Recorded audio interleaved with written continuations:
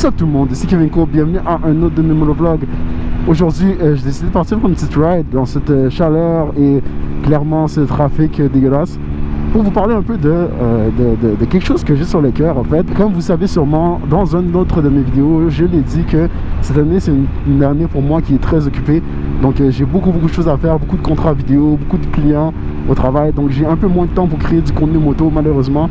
Mais je fais du mieux que je peux. Puis malgré le contenu que j'ai créé, j'ai quand même souvent des commentaires en fait dans mes vidéos.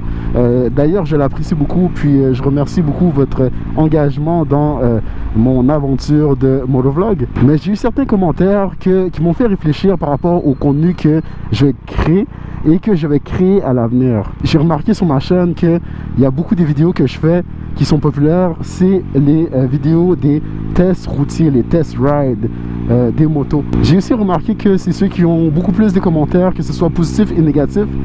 Et les commentaires que j'ai eu négatifs qui revenaient le plus, c'était que j'utilisais beaucoup de mots en anglais, puis que mon français était un français bâclé, puis que j'étais aussi bien de faire des vidéos en anglais. Évidemment, guys, YouTube et Facebook, c'est un endroit où je reçois beaucoup de commentaires positifs, négatifs. Donc, je suis capable de filtrer un peu les commentaires qui sont positifs du négatif et d'en tirer le mieux dans les deux cas. Puis, ce que je me suis dit, c'est que, en fait, vous avez peut-être raison. Je devrais peut-être améliorer mon français et choisir des mots en français pour toute ma description.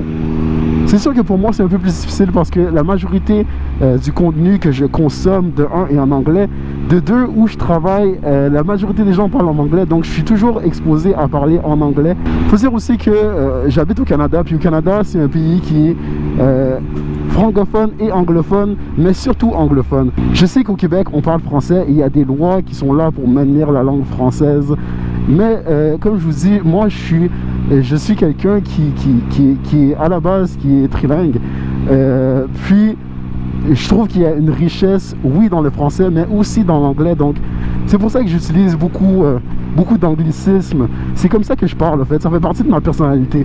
Puis c'est pour ça que j'ai un peu de misère avec le fait de devoir changer la façon que je suis, changer la façon que je parle, essayer de trouver les bons mots français, le français propre, pour pouvoir faire plaisir à certains auditeurs. Encore une fois, si c'est quelque chose que je dois faire absolument pour vous faire plaisir ou pour que vous me compreniez mieux, c'est quelque chose que je vais faire.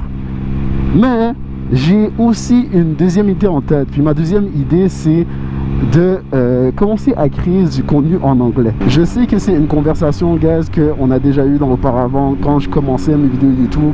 J'étais pas sûr si je devais faire du contenu en français ou si je devais faire du contenu en anglais. J'ai décidé de faire du contenu en français parce que c'est la langue avec laquelle je suis plus à l'aise.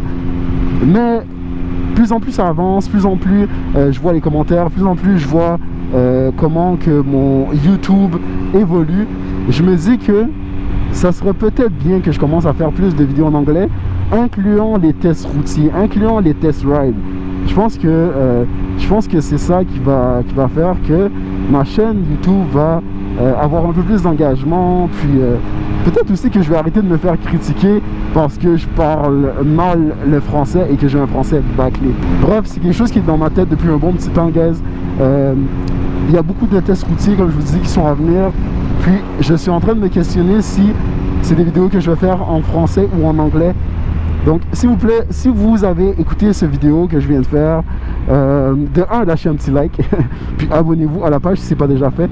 Puis dites-moi, guys, dans les commentaires si vous aimeriez mieux que je fasse des vidéos en anglais ou que je continue à les faire en français, puis pourquoi en fait, puis ou si ça vous dérange pas non plus que ou si vous êtes à l'aise que je fasse des vidéos en anglais, que ce soit en anglais ou en français, ça change rien pour vous, dites-moi-le, parce que je sais comme moi qu'il y a beaucoup de personnes qui sont bilingues, qui comprennent très bien le français ou l'anglais et que ça leur dérangerait vraiment pas que en fait je fasse mon contenu en anglais.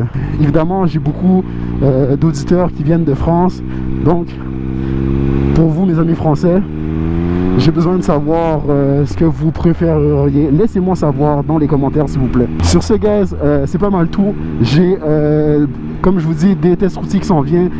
J'ai 2 BMW, une Kawasaki. Je vais pas dire exactement c'est lesquelles parce que je vais garder ça pour une surprise. Mais si vous me suivez sur Instagram, vous allez avoir un peu de sneak peek,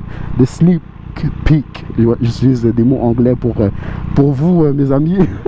Donc guys, moi je vais continuer à profiter de la chaleur. Comme vous voyez il fait 31 degrés et de la température, je sais pas s'il va pleuvoir, bref. Et guys, nous on se voit pour un prochain vidéo, restez connectés. Merci. Douce. Regardez-moi ce mur là guys, regardez-moi ce mur là. Je sais que la moto est belle mais regardez-moi le mur. J'ai eu le temps de trouver les places qui font comme des super belles photos. Wow. Ok, allons ride.